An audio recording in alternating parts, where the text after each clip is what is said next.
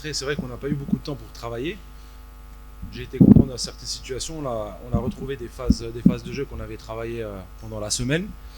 Euh, mais la première mi-temps, j'étais un peu dans la crainte parce que on a des joueurs très dynamiques qui aiment les espaces.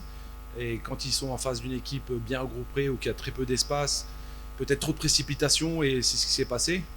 Mais en fait, dans cette situation-là, je leur avais dit beaucoup de passer sur les côtés, et surtout sur leur côté gauche, là où on avait plus de danger. D'ailleurs, le premier but, il vient de là-bas.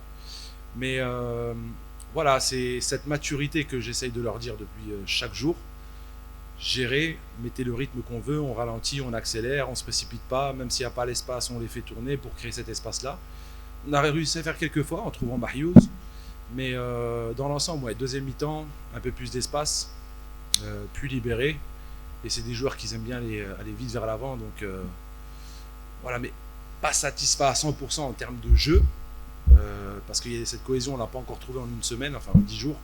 Beaucoup de joueurs qui sont nouveaux. Quand vous regardez l'équipe qui était à la Chan et cette équipe-là, il y avait Marius, Mézienne, Rezala qui était remplaçant. Donc il fallait retrouver ces automatismes.